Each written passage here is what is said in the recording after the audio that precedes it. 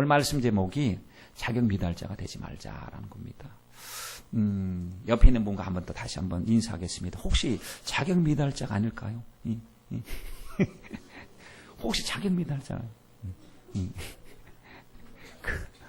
그러면 큰일 납니다. 그렇죠? 왜냐하면 천국에 들어가는 것도 자격이 돼야 되거든요. 세상에서도 자격자를 찾아요. 만약에 자격증이 없는 사람이 하면 그건 불법. 그러니까 성도도 자격이 있어야 돼요. 그러니까 성도의 자격이 뭘까요, 여러분? 예수 믿어야 되는 거예요.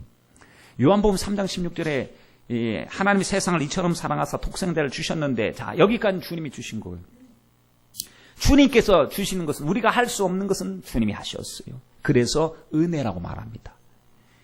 율법으로 행위로서 구원을 얻을 수가 없어요. 아무리 하나님이 안 주시는데 우리가 올라가서 구하고 우리 행위대로 구원받는 것이 아니고 하나님이 세상을 이처럼 사랑하사 독생자를 주셨다는 사실이 여러분 엄청난 은혜입니다. 예수님의 십자가에서 내가 다 이루었다. 나를 통하여 하나님 앞에 나갈 수 있는 길, 내가 곧 길이요 진리요 생명이니 나로 말미암지 않고는 아버지께 올 자가 없느니라 하신 것이요. 여러분 우리가 아무리 우리가 모여서 회의하고 애쓰고 돈 들여서 한다고 해서 해결되는 것이 아닙니다. 주님의 피값이 필요했고 그 피값으로 문제가 해결되었습니다. 그런데 이것을 그 다음엔 우리 책임이에요. 뭐냐, 믿어야 돼요. 저를 믿는 자마다 멸망치 않는 거예요. 그 사건을 내 사건으로 받아들이고 그 십자가의 사건을 믿고 회개하고 고백하고 약속을 믿고 고백하고, 우리는 약속의 자녀들 아닙니까? 이삭과 같은 약속의 자녀들이라고 그랬습니다. 하나님 우리에게 말씀을 주셨어요. 그래서 보면은 테스트먼트라고 하는 것이 언약이 아닙니까? 하나님이 구약의 언약을 주시고 뉴 테스트먼트에서 새로운 언약을 주셨을 때 약속으로 다 되어 있어요. 그리고 약속은요, 내 것이 돼야 됩니다. 약속은 믿고 순종하고 내 것으로 가진 자가 약속의 주인공이 되는 줄 믿습니다. 여러분 약속을 믿으세요. 그리고 약속대로 사세요. 그리고 약속대로 청구하세요. 여러분 천국은 침노한 자의 것이라고 했습니다. 하나님께서 입만 딱 벌리고 우리는 아무것도 안 하고 주님께서 다 십자가에 피 흘려 주셨으니까 그냥 난 가만히 있어도 구원받겠지. 아닙니다. 여러분 우리가 싸워야 될 대상이 많다는 것 아시지 않습니까? 예수 믿고 하나님의 자녀가 된 우리들도요, 아직까지 살아있고 싸워야 됩니다. 누가 싸워야 되죠? 먼저 마귀와 싸워야 되고요, 세상과 싸워야 되고요, 또 죄와 싸워야 되죠. 죄와도 싸워야 됩니다. 그리고 나와 싸워야 돼요. 내 육신의 생각과 싸워야 됩니다. 그러니 여러분 싸우려면요, 싸워야 된다는 적을 알고 있어야 되고, 군기가 충만해야 되고, 사기가 충만해야 됩니다. 그리고 명령을 알고 순종하고 내가 싸워야 된다는 사실을 알아야 됩니다. 여러분, 그래서 싸워서 이기는 것이지, 가만히 나는 그냥 예수님 믿어요 하고, 그럼 믿어? 입술로 고백했으니까 천국으로 직행하고 올라가는 것이 아니고요, 천국 가는 그날까지 저 높은 곳을 향하여 날마다 싸우며 나가야 될 줄 믿습니다. 여러분, 주님은 주님의 몫을 해주셨어요. 우리처럼 세상을 사랑하셔서 독생자를 주셨어요. 그 피를 다 흘리셔서 구원을 이루셨어요. 우리 몫은 무엇일까요? 그것을 내 것으로 믿어드리고 인격적으로 환영하고 하나님 말씀 붙잡고 자기를 쳐서 복종시키고 우리에게 주신 사명을 감당하며 주님과 함께 동행하다가 주님의 예비하신 영원한 천국에 함께 가는 것인 줄 믿습니다. 여러분, 오늘 야곱 이야기를 잠시 드리고 같이 우리가 우리 자신들 한번 살펴보기를 원합니다. 야곱의 생애가 그렇습니다. 자격자가 되는 과정이 필요한데 참 자격자가 안 되더라고요. 처음에는 보면은 하나님 은혜 주셨어요. 중생했습니다. 과정 속에 하나님 잊고 삽니다. 또 하나님 또 은혜 주시고 심령을 분케해 주셨어요. 또 잊고 살아요. 이 계속 실속의 연속이었습니다. 야곱이 정말 야곱으로 계속 삽니다. 야곱을 하나님이 이스라엘이라고 하는 이름을 주셨는데, 아니 단방에 그냥 루스라고 하는 베델에서 주님을 만나서 하나님 앞에 변화를 받았으면 그 변화 받은 것이 조금 또 누수되지 않고 그대로 고스란히 간직하고 천국 갈 때까지 주님의 믿음의 선조로서 이렇게 쓰임받으면 얼마나 좋습니까? 우리도 하나님 앞에 회개하고 주님의 자녀가 되었을 때 그 뜨거웠던 첫사랑 고스란히 가지고 주님 앞에 싹 하면 얼마나 좋겠습니까? 그런데 은혜 받고 세상에 나가서 다 생각 빼앗기고 죄 짓고 말로 죄 짓고 생각으로 죄 짓고 할 때가 얼마나 많습니까? 야곱은요, 사모했던 사람이에요. 남에게 지고는 못 사는 성미예요. 뱃속에서부터 형하고 싸웠어요. 그래서 막 보니까 리브가의 뱃속에서 막 그냥 요동을 치는데 발길질을 서로 하는데 서로를 향하여 발길질을 하는 거. 그래서 하나님께서 내 복 중에 두 민족이 있구나, 두 국민이 있구나. 라고 주님 말씀하셨고, 그리고 실제로 이제 해산을 하는데 보통 쌍둥이 하면은 뭐 5분 간격, 10분 간격 이렇게 따로 나오잖아요. 보통 그렇게 알고 있는데 나올 때 같이 들고 나오는 거. 왜? 형의 뒤꿈치를 잡고 나가는 거. 나가지 말자고 붙들고 있는데 억지로 끌려 나가는 거예요, 지금. 그렇게 사모해요.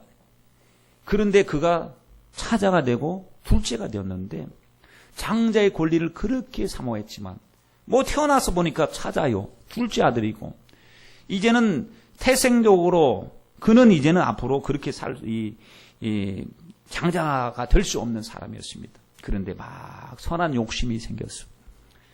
어떻게 하면 장자가 될 수 있을까? 그러다가 기회를 포착하죠.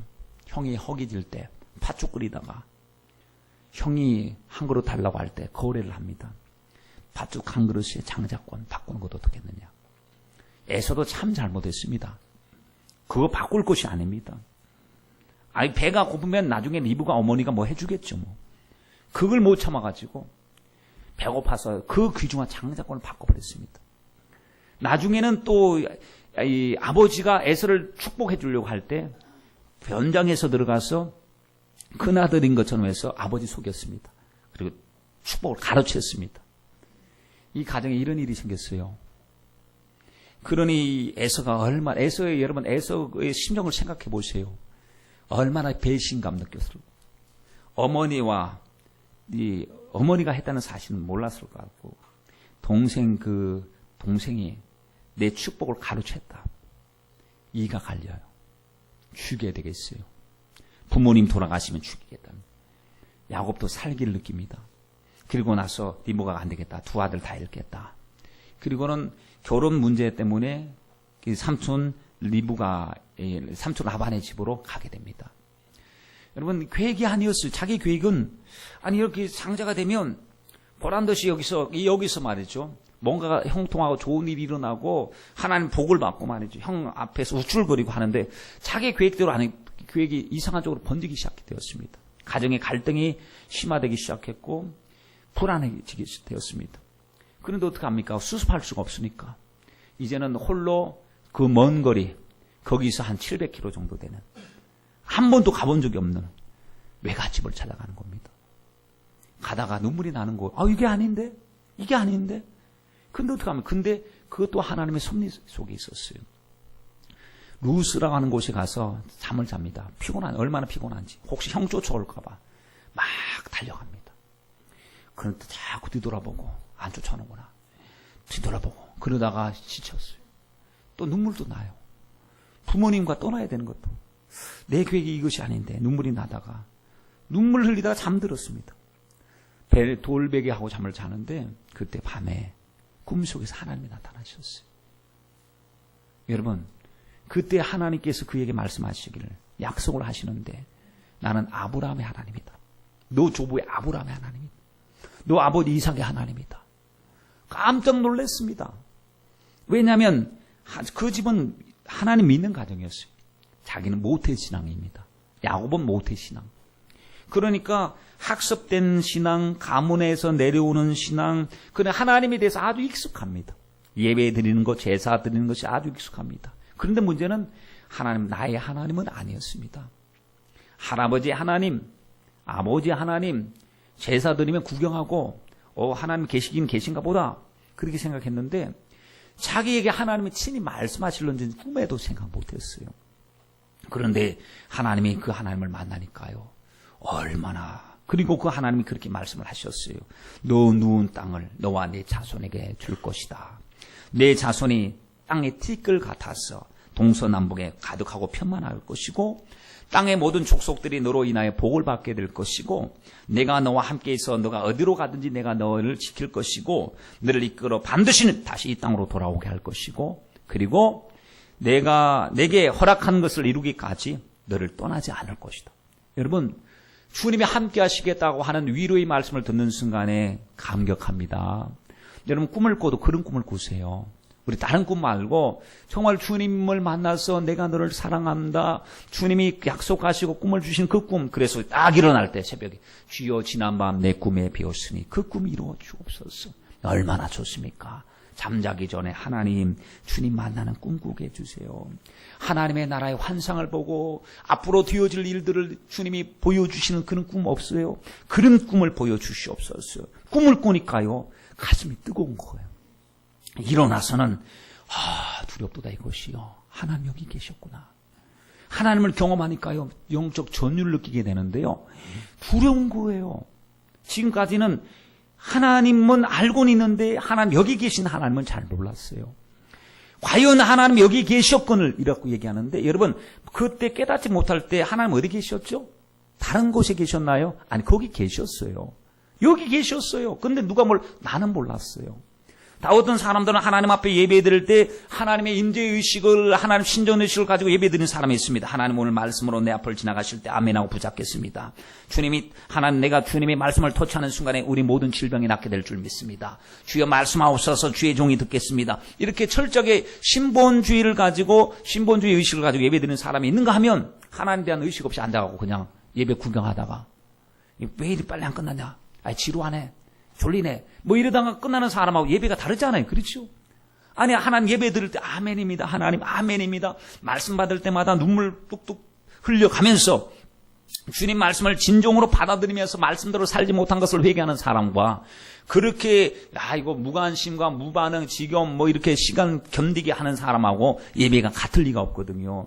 여러분, 하나님이 계신 것을 알면 예배의 자세가 달라집니다. 과연 하나님 여기 계셨구나, 예배 시간마다 나를 보셨구나, 내 마음을 보셨구나, 예배 태도를 보셨구나, 말씀이 내게 말씀되지 못했을 때가 너무 많았구나. 여러분, 그때 느끼는 것이 두려움이에요. 두려움, 영적인 두려움을 느껴야 될 줄 믿습니다. 여러분, 하나님을 의식하며 사십시다. 하나님을 의식하는 사람이 남에게 피해를 끼치고 없는 말을 만들어서 하고, 그리고 부정적인 말을 하고 하나님 앞에 불신앙의 말을 할 수가 있겠습니까? 말을 할 수가 없겠지요. 누군가 나를 본다고 하면요, 사람이요, 자세가 달라지더라고요. 카메라 갖다가 딱 댈 때 보세요. 예를 들어서 무슨 예식장에 가서 할 때 막 딴짓 하다가 다 카메라가 오면 딱 이렇게 하잖아요. 카메라 오면. 왜냐면 카메라 찍히면 이거 와가지고 자세 딱 카메라가 오면 그렇습니다. 그러니 이 설교도요, 녹화를 할 때는 녹화 안 할 때하고 틀려요. 저도 어떤 때는 이번에 녹화하지 말자 하고 안 틀질 않아. 그러면요, 자유해. 근데 녹화를 하면 아무래도 말을 하는 것이요, 조심스러운 면도 있어요. 누군가가 나를 지켜보고 내 모든 것이 행위가 기록이 되어져 있다라고 할 때 두렵습니다. 그때 한번 말씀드린 적이 있었는데, 저희 그 어머님 납골당에 한번 가볼 때 가족들이 말이죠, 그때 여기 주일 예배 끝나고 이 앞에서 만나기로 하고 갔습니다. 가가지고 이제 저희는 집에도 잠시 들렸다가 뭐도 싣고, 그리고는 납골당으로 갔어요. 갈 때 둘이서 갔어요. 저희 집사람하고 둘이 가면서 이런 얘기 저런 얘기 이런 얘기, 왜 가야 돼? 용미리까지 가야 되니까 그냥 침묵하고 갈 수는 없잖아요. 이런 얘기 저런 얘기 이런 얘기 저런 얘기 얘기하고 하는 거예요. 가가지고 납골당에 딱 도착했어요. 딱 보는데 한 아이가 안 보이는 거예요. 걔 어딨냐? 그랬더니 은지가 그 차 탔잖아요. 무슨 차? 교회 차 탔거든요. 없던데? 전화해봐. 전화를 했어요. 어딨냐? 그랬더니 교회 차 뒤에서 숨어갖고 있는 거예요. 깜짝 놀랐어요. 우리끼리 온 줄 알았는데 타고 있었던 거예요, 그 아이가 거기서. 그 순간에 여러분, 제가 무슨 생각을 했는지 아세요? 올 때 무슨 얘기 했지? 지금까지 올 때 무슨 얘기 했니?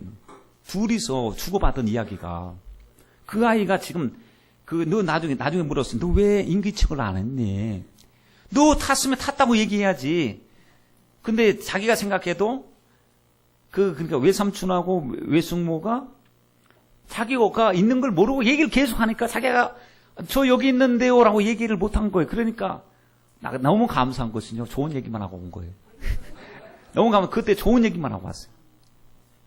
그렇다고 해서 근데 간혹 가다가 이제 그 아이의 걱정하는 문제도 있고, 이렇게 그 집 얘기도 할 수도 있잖아요. 그 집에는 또 어떻게 신앙생활도 열심히 안 하고 왜 그러냐고 얘기할 수도 있는데, 하나님이 아시고 딱 입을 딱 막아 놓으신 것 같아요. 그리고 난 다음부터요, 딱 차에서 내리면 뒤를 한번 가서 봐. 혹시 누가 성도들도 다 내렸나 안 내렸나. 왜냐하면 말할 때 누군가가 내 말을 듣고 있다고 한다면 정말 조심스러워지더라고요. 여러분 그렇죠? 그러니까 만약에 별 탈 없는 얘기 했다면 아무 걱정 없어요. 그렇죠? 우리는 하나님 아셔도 괜찮아요. 왜? 난 하나님 앞에 정직해요. 하나님 앞에 진실해요. 막 하나님 기뻐하지 않는 말, 세상의 말을 막 했으면 나 다 듣고 있었는데 깜짝 놀라지 않겠습니까? 여러분, 하나님은 거기 안 계신 것이 아니고 거기 계셨어요. 지금도 여기 하나님 계신 줄 믿습니다. 하나님을 만나는 순간에 고백이 나와요. 뜨거운 고백이 나오는데 하나님 나와 함께 하시고 아비의 집으로 평안히 돌아가게 하시며 안전하게 귀가하게 하시면 하나님 먹을 양식과 입을 주시면 이렇게 세 가지 살겠습니다. 세 가지 소원하겠습니다.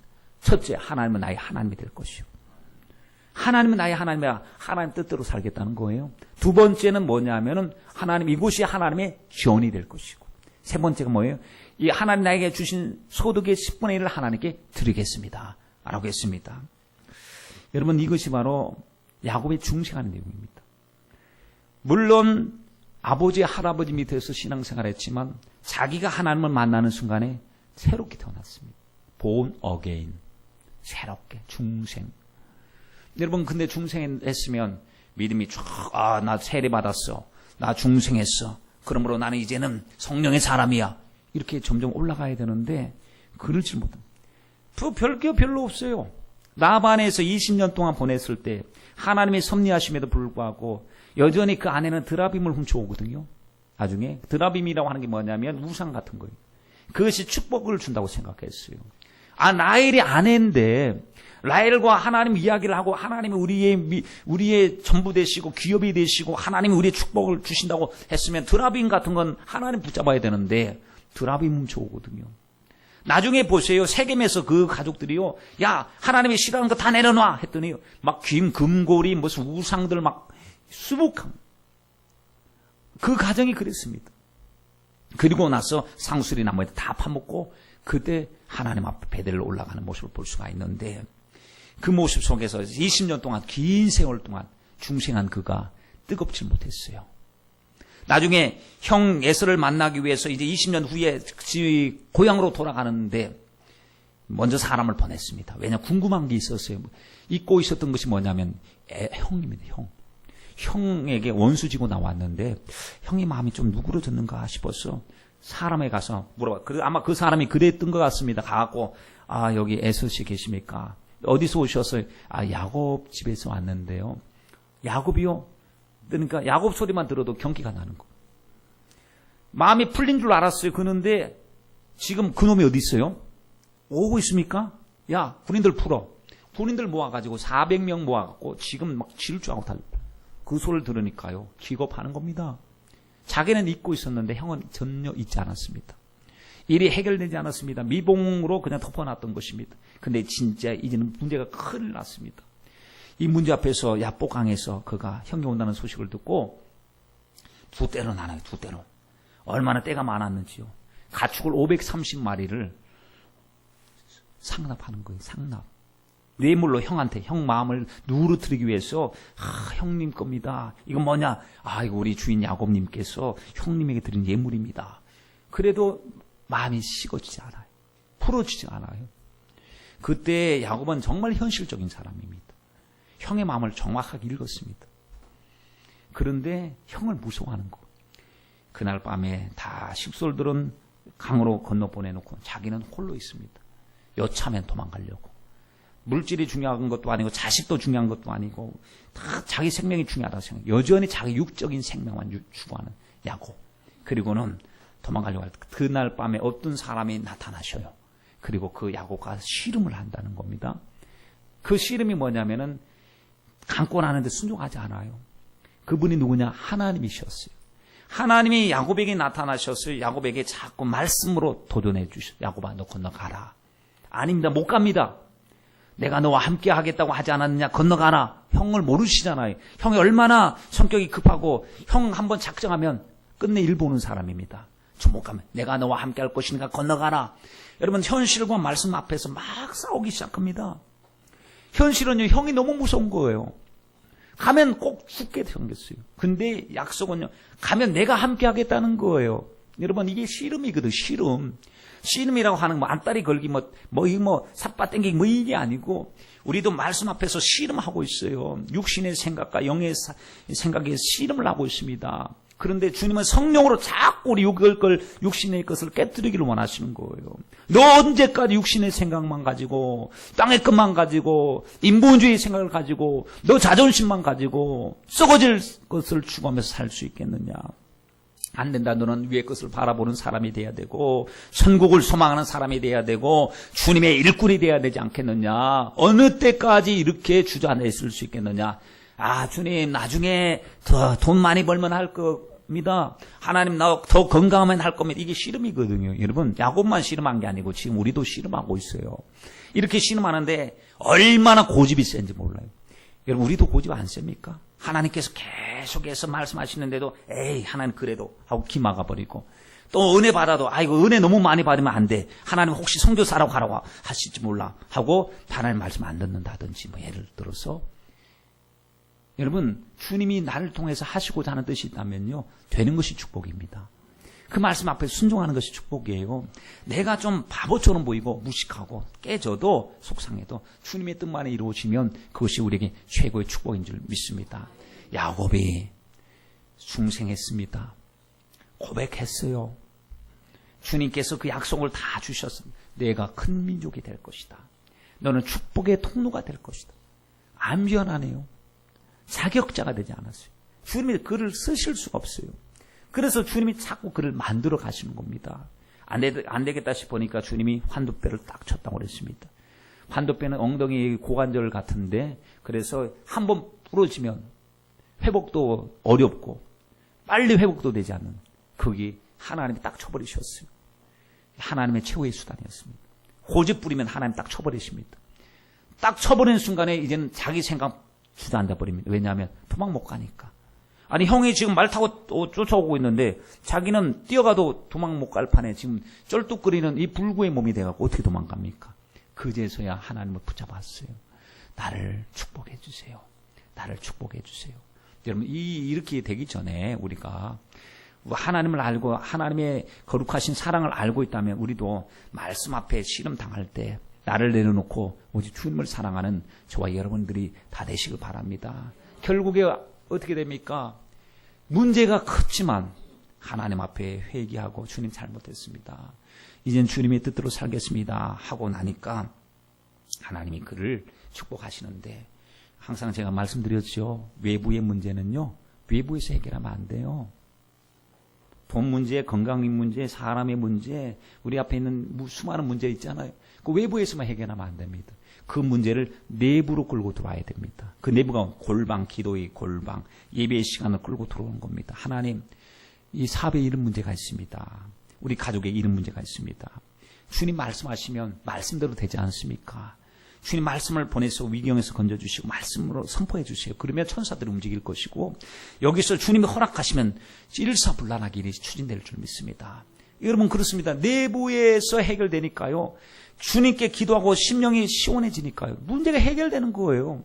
한나가 하나님 앞에 기도하고 주님 말씀을 받아들이고 아멘 하고 받아들일 때, 그때 이젠 더 이상 의심하지 않고 수심이 가득하지 않고 믿고 나갔습니다. 그때 하나님이 태 열매를 주신 줄 믿습니다.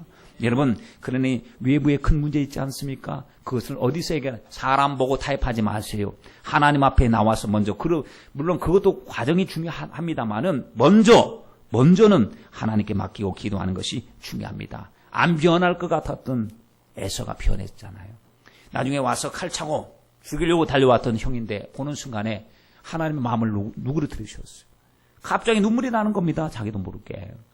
아이고 동생아, 야곱아, 20년 만인데 너 그 꼴이 무슨 꼴이냐 하면서 주님이 긍휼히 여기는 마음을 확 주시는데 부둥켜 안고 울고, 형 죽을 줄 아는 형이 이제 내가 너 정말 너 나 버리고 나 속이고 잘 된다고 도망갔더니 이게 무슨 꼴이냐. 주님이 막 긍휼의 마음을 주시니까 이제는 미운 마음은 싹 사라지고, 가자 이제 가자, 내가 너의 보디가드가 되어줄 것이다 라고 하는데, 야곱 보세요. 아니 은혜 받았던 야곱인데 또 술수를 또 부려요. 형님 가세요. 따라갈게요. 안 따라가고 세겜에서 10년을 보내요. 거기가 좋다고. 세상이 좋다고. 아니 하나님께서 이름을 거기서 야복강에서 분명히 이름을 바꿔주셨는데 너 이름이 뭐냐? 얘 야곱입니다. 너 야곱으로 살지 말라. 앞으로 이스라엘이라고 하라. 분명히 이스라엘로 바꿔줬는데 오늘 우리들의 너 이름이 뭐냐? 얘 아무개입니다. 너 아무개로 살지 말고 이제는 너는 성도로 살아. 하나님의 내 자녀의 신분으로 살아. 했는데 여전히 성도임에도 불구하고 세상 사람처럼 살아가고 있는 우리들 모습. 정말 야곱의 모습 속에서 우리 모습을 보게 됩니다. 말씀을 듣고도 변하지 않고 주님 보실 때 주님을 기쁘게 하기보다는 주님을 슬프게 만드는 우리들의 모습을 발견하게 되는 것이죠. 이때 결국에는 나중에 하나님의 여러 과정을 통해서 베델을 올라가게 하시는데 올라가서 하나님 앞에 단을 딱 쌓았더니 오늘 10절 말씀에 똑같은 말씀을 하시는 거예요. 그에게 이르시되 내 이름이 야곱이다마는 내 이름을 다시는 야곱이라 부르지 않겠고 이스라엘이 내 이름이 되리라 하시고 그가 그의 이름을 이스라엘이라고 불러주셨습니다. 여러분 그렇습니다. 우리들도 하나님 말씀을 많이 들었습니다. 1년에 한 차례씩만 예배를 드렸도요 52주입니다. 52주. 그리고 이 말씀 전하는 숫자도 그렇고 말씀 듣는 숫자도 그렇고 상당히 많습니다. 10년 했으면은요 엄청난 양의 말씀 많이 들었을 것입니다. 그런데 못 들어서 순종하는 것이 아닙니다. 몰라서 안 하는 것이 아닙니다. 하나님의 말씀에 순종하지 않아서 문제인 것이죠. 여러분 내 자아가 너무 강해서 육신의 생각이 너무 커서 말씀이 내 가운데 뿌리를 내리지 못하고 마치 돌짝밭이나 가시밭에서 심겨진 그 씨앗처럼 죽어버리는 것은 아닙니까? 이처럼 하나님 정말 주님은 기다리셨거든요. 야곱을 이스라엘로 만들기 위해서 믿음의 조상으로 만들기 위해서 참 오랫동안 기다리셨어요. 그래서 이 삼촌 집에서 20년 기다리시고 세겜에서 10년 기다리시고 장장 30년 동안 주님께서 그 만난 뜨거운 가슴 뜨거웠던 그 고백이 있는데 장장 30년을 기다렸던 것입니다. 여러분 우리들도 하나님께서 기다리고 계셔요. 우리도 변하기를 기다리고 계셔요. 성령의 사람으로 달라지기를 기다리고 계신 줄 믿습니다. 여러분 이스라엘 이름이 주어졌지만 이스라엘처럼 살지 못했습니다. 그러나 그럴지라도 하나님은 야곱을 포기하지 않았습니다. 우리 주님도 우리 포기하지 않았습니다. 어떤 사람 보면 막 그냥 말씀을 뭐로 들었는지 모를 정도로 막 속상한 사람이 있어요. 말씀 들으면 저렇게는 행동 안 할 텐데 말씀 들으면 달라져야 될 텐데 우리 가족일 수도 있고요. 내 자식일 수도 있고요. 근데 막 포기하고 싶을 때 도대체 말씀을 언제 영적으로 변화돼야 될 것입니까 하고 우리가 육신의 사람을 볼 때 그 갑갑함이라고 하는 것이요. 주님이 나를 보실 때 그 갑갑함과 비슷하지 않을까요? 그런데 주님은 나를 포기하지 않으셨어요. 우리도 그를 포기할 수가 없는 것입니다. 그러므로 여러분 그래서 틀렸다고 포기하지 않고 주님은 자꾸 말씀으로 우리를 도전시켜 주시는 줄 믿습니다. 여러분 결국에 그는 믿음의 조상이 되잖아요. 결국에 그를 통하여 하나님의 뜻이 이루어지는 것을 보게 됩니다. 하나님이 그를 계속해서 가르치기를 하시고 그를 섭리하시고 그를 믿음의 일꾼으로 만드셨다고 한다면 저와 여러분들도 지금 하나님께서 정말 성령의 사람, 믿음의 사람으로 바꿔가고 계신 줄 믿습니다. 여러분 자신을 볼 때 어떻습니까? 답답하지 않으십니까? 답답한 부분이 있죠? 있어야 되는 거예요. 나는 성령 충만하니까 답답한 게 하나도 없어. 이러면 안 됩니다. 아무리 은혜가 있어도요. 하나님 저 주님 앞에 참 송구합니다. 주님 뜻대로 살지 못하는 것 같습니다. 회개하지 않을 사람이 더 회개 안 되니까. 회개해야 될 정작 회개해야 될 사람은 회개를 못해요. 자기를 못 보니까. 근데 하나님께 은혜를 받으면 은혜 받을 수 있는 사람, 회개를 잘하는 사람은요. 계속 회개하는 거예요. 말 한마디 잘못했다고. 내가 생각 하나 잘못했다고. 하나님 얼마나 근심하시겠느냐고. 하나님 그렇게 민감하게 하나님과 영적인 반응을 하니까 여러분 회개는 축복인 줄 믿습니다. 여러분 지금 우리 모습이요. 완성판입니까? 완성판 아니잖아요. 그러니 내가 좀 실망스러워도요. 주님께 맡기시고 주님이 원하신 대로 우리는 만들어 가야 될 줄 믿습니다. 우리가 정말 고민해야 될 것은 믿음 없는 거 고민해야 되고 또 믿음과 순종이 같이 가야 되는데 믿는다고 말은 하지만 순종하지 못하는 나의 모습을 보고 고민해야 될 줄 믿습니다. 여러분, 희한하게 우리가 생각해도 이 믿음, 이 모습 갖고는 안 된다는 절박한 위기의식을 가지고 있습니다. 그를 우리 변해야 됩니다. 하나님 인생의 크기는 믿음의 크기라고 하는데, 하나님 아버지의 종재기 같은 그 믿음을 가지고 무슨 역사가 일어납니까? 하나님 큰 믿음을 주시옵소서. 내 믿음이 크도다, 내 믿음대로 될저다 했으니까 의심하면 의심한 대로 될 것이고, 정말 꿈을 가지고 크게 믿으면 큰 대로 될 줄 믿으니, 여러분, 우리는 정말 하나님 앞에 큰 믿음을 달라고 믿음 앞에서 말씀 앞에 순종하고 나가는 저와 여러분이 되시길 바랍니다. 공짜로 되는 일이 없어요. 어떤 사람이 그런 얘기를 했어요. 어떤 저자가 책을 썼는데, 이 책에서 하나님이 저에게 말씀하셨어요, 이렇게 말씀하셨어요, 이렇게 책을 써놓으니까 그분이 저자에게 이메일을 보냈어요. 뭐라고 그랬냐면, 당신의 하나님은 정말 좋으신 분 같다. 근데 하나님, 저에게는 왜 당신에게 역사하신 그 하나님 은혜를 안 주시는지 모르겠다는 거.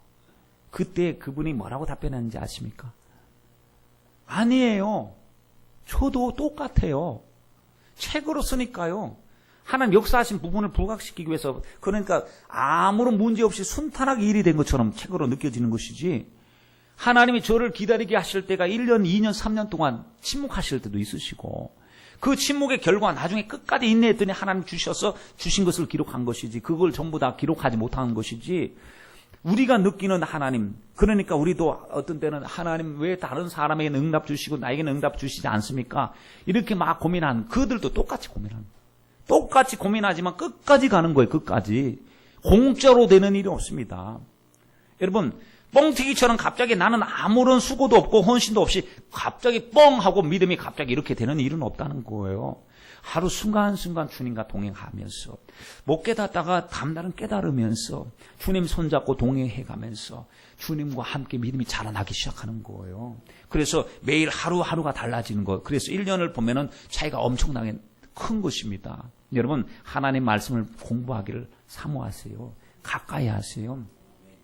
공부하는 사람하고요, 안 하는 사람하고는 시간은 똑같이 가요. 기도하는 사람하고 기도 안 하는 사람은 시간은 똑같이 가요. 그런데 결과가 다르다니까요. 시작할 때 보면 그렇게 해봤자 뭐 크게 유익이 되겠어? 하죠. 그런데 안 하는 것보다 낫다니까요. 새벽 기도 드리고 무슨 기도 드릴 때 보면 추울 때, 예를 들어서 막 춥다고 생각해 보세요. 추운데 가는 시간, 그거 옷 갈아입는 시간, 여기서 이불 속에서 기도하는 것이 훨씬 시간적으로 효율적이겠다. 하루는 그렇게 생각하죠. 그리고 하루는 일어나서 이불 속에서 기도하다 자기도 모르고 나중에 눈 떠서 보니까 잠자고 있잖아요. 그런데 하나님 새벽 기도 시간, 제가 바빠서 말씀 듣고 20분 30분밖에 기도 못해요. 그러나 그 시간 기도하겠습니다 하는 걸 매일 해보세요. 매일 해보세요. 일주일이 되면, 예를 들어서 5일을 했을 때 20분이면 일주일이면 100분입니다. 그러면은 한 달이면 400분이에요. 그 짧은 시간에 뭐하는 400분이면 시간으로 따지면은 몇 시간입니까 도대체? 엄청난 시간이. 그걸 1년으로 해보세요. 그걸 10년으로 해보세요. 그거 고정 째깨가 모여갖고 엄청난 강을 이룬다니까요. 여러분, 그러면서 신앙이 성장하는 것입니다. 그러니 뻥튀기를 기대하지 마세요. 하나님 앞에 하나하나 순종하고 주님과 손잡고 동행하시길 바랍니다. 그리고 교회를 가까이 하세요. 교회가 가까이 하는, 하나님의 집을 가까이 하는 것이 최고의 복입니다. 교회 가까이 하면 뭐 합니까? 놉니까? 와서? 교회 가까이 하면 와서 게임합니까? 아니잖아요. 항상 하나님 생각하잖아요. 하나님 말씀 듣잖아요. 그리고 기도하잖아요. 예배 드리고 찬양 드리잖아요. 이것이 여러분 우리 영적인 영혼을 살리는데 얼마나 중요한 사건인지 아십니까? 세상 사람들하고 모였을 때, 모여가지고 할 때 주님 생각 납니까? 주님 생각 잘 안 나요. 그런데 정말 교회 오면 주님 안 날 수 없는 게 주님 아닙니다. 주님의 전에 와 있으니까. 우리 아이들 놀아도 교회에서 놀아야 돼요. 행동해도 교회에서 해야 돼요. 그래서 자꾸 하나님의 전을 사모하고 모이기 힘쓸 때 여러분 우리 믿음은 하나하나 자라가게 될 줄 믿습니다. 말씀 들을 때 어떤 사람은 100% 수용하는 사람이 있더라고요. 아니 100%가 아니라요. 120% 받아들이는 사람. 안 가르쳐 줬는데 그것까지 연결해서 깨닫는 사람이 있고, 어떤 사람은 5%도 깨닫지 못하는 사람이 있어요. 무슨 차이일까요? 믿음의 성숙의 차이입니다. 사람이 성숙했다고 하는 것은 어린애의 살이나 어른 살이나 팔다리가 다 있는 건 똑같습니다. 사지백체 눈 있는 거 눈이 있고 팔 있는 거 팔이 있고 손 있는 거 다 있고 하는데 뭐가 달라요? 성숙도가 달라요. 어린아이의 생각과 어른의 생각의 성숙과 다른 것입니다. 어린아이 수준에서 생각하는 것과 성성한 자의 수준에서 생각하는 것, 주님을 향한 열정이 다르고 믿음이 고백이 다른 것이기 때문에 우리는 반드시 성장해야 됩니다. 성장하는 것은 자격을 갖추는 거예요. 하나님을 기쁘시게 하는 거예요. 여러분 마태복음 25장에 보면은 무슨 사건이 나오죠? 크게 보면 세 가지 사건이 나와요. 그렇죠? 열처녀 비유도 나오고 달란트 비유도 나와요. 그 다음에 무슨 비유가 나오죠? 그 다음에 비유. 양과 염소의 비유가 나와요. 양과 염소의 비유. 양과 염소의 비유를 나올 때 하나님께 딱 서가지고 왼쪽, 오른쪽. 왼쪽으로 쓸 사람 왼쪽으로 서라. 그거 누가 하느냐? 하나님 하시고. 내가 왼쪽에 쓰고 싶다, 오른쪽에 쓰고 싶다고 해서 쓰는 게 아니고 하나님이 하신다니까. 여러분 우리가 보통 그 OX 퀴즈 할 때 선택할 때는 자기가 선택할 수 있어요. 딱 보고 문제가 답이 뭐냐, O냐 X냐 하고 눈치 봐서 사람들이 많은 쪽으로 갈 수도 있어요. 그러면 그때 말하죠. 자, 이제 곧 선택의 시간이 끝납니다. 빨리 옮길 사람 빨리 옮기세요. 그러다 또 옮기죠. 그 다음에는 가운데다 딱 가로막아서는 거예요. 이제는 못 넘어갑니다. 그리고 한쪽이 이제 와르르 무너지죠. 선택할 때는요, 우리가 선택할 수 있지만 선택의 결과는 우리가 책임져야 되는데 그때 주님께서 우리를 왼편에 세울 것이냐. 왼편은 뭐예요? 마귀와 그 사자들을 위하여 예비된 영영이 타는 불에 들어가라. 지옥에 가라. 그리고 오른편에 서는 자들은 내 아버지께 복받을 자들이 상수로부터 예비된 하나님의 나라를 상속받아라. 어느 줄에 서느냐에 따라서 가는 길이 완전히 달라집니다. 여러분. 그러니 우리는 영적으로 지금 줄 잘 서야 됩니다. 지금 예수님 따라서 주님이 어느 편에 서 계신지 그걸 알고 잘 서야 돼요. 주님이 정말 사람 많은 쪽에 영광, 세상 영광을 추구하는 쪽에 계신지 아니면 주님이 십자가 지시고 지금 교회를 위해서 눈물 흘리고 계신지 알고 우리가 주님 계신 곳에 서야 천국 갑니다. 사람 많은 곳에서 선다고 천국 가는 게 아니고요. 그리고 보면은 마태복음 24장 말씀에 보면은 또 맷돌을 돌릴 때 두 여인이 맷돌을 돌리다가 한 사람 데려감을 당하고 한 사람 버려둠을 당한대요. 그것도 누구의 결정? 하나님의 결정이에요. 하나님이 데려갈 사람을 보시고 데려가는 거예요. 그런데 우리는 하나님 보실 때 주님이 야 그래 너 인정할 만큼 자격이 있다라고 할 영적 자격자를 가져요. 영적 자격자가 누구냐? 주님을 사랑하는 사람입니다. 천국은요 주님의 나라예요. 천국은 거룩한 나라예요. 그러니 거룩한 나라가 악한 사람이 들어갈 수가 없어요. 가증한 자가 들어갈 수가 없어요. 여러분 성경 공부할 때 그랬습니다. 창세기 1장, 2장, 3장과 계시록 21장, 22장에 비교해 봤어요. 뭘 비교하냐면 여기는 창세기의 그 무제시대, 다시 말하면 에덴 동산에 있었을 때에 아직까지 마귀가 역사하지 않았을 때 무제시대. 근데 이 창세기 계시록 21장, 22장에 보면 하나님께서 약속하신 새 하늘과 새 땅, 천국의 그 모습. 여기서는요. 에덴 동산에 뱀이 들어오더라고요. 뱀이 마귀잖아요. 그래서 유혹을 해요. 그런데 여기서는 가정한 것이 들어갈 수 없어요. 마귀가 절대로 들어갈 수가 없어요. 그곳에는요, 나중에 보면은 거룩하지 못한 악한 것도 같이 있었지만 거긴 오직 거룩한 자만 들어간 나라예요. 거기는 해와 달과 빛이 있었지만 거기는 해와 달과 빛이 없는 영광의 광채가 충만한 곳이 천국이에요. 차이를 비교해 보니까요. 에덴 동산하고 비교가 안 돼요. 예수님께서 우리를 위해서 예비하신 천국은 에덴 동산과 비교가 되지 않습니다. 그 나라에 들어가려면 우리가 거룩해야 됩니다. 주님이 거룩하니 우리도 거룩해야 되고 주님이 선결하신 우리가 선결해야 될 줄 믿습니다. 마태복음 22장에 왕의 아들의 혼인잔치 때 딱 와서 사람들이 왔을 때 한 사람을 딱 보니까 뭘 안 입었어요? 예복을 안 입었어요. 너 왜 예복 안 입었냐? 유구무원. 나가라. 예복 안 입으니까 쫓겨났어요. 예복을 입어야 돼요.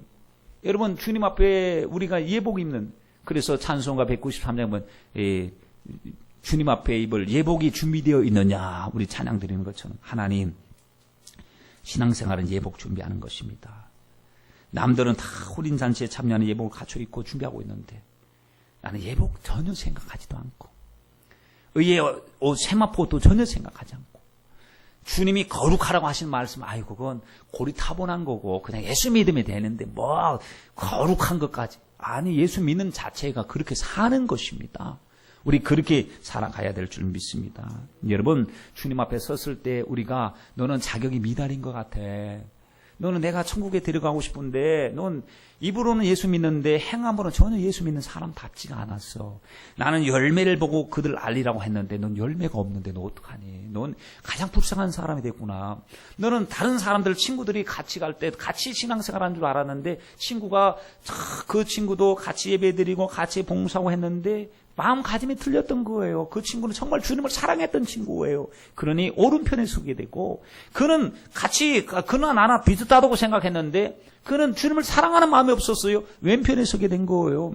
아, 왜 내 친구하고 같은 교회에서 같은 시간에 같은 예배드리고 같이 봉사했는데 왜 이렇게 차별하십니까? 마음속에 주님 사랑하는 것이 달랐다는 겁니다. 여러분, 주님은 정확하게 하십니다. 그러니 주님으로 하여금 고민하게 만들지 마십시다, 우리. 그래서 주님이 어떤 사람 할 때 보면 어떤 사람을 선별할 때 이 사람 오케이 하고 바로 그냥 인정되는 사람이 있는가 하면 이 사람을 잡아 여줘야 되느냐 말아야 되느냐 회의해야 될 사람이 있어요.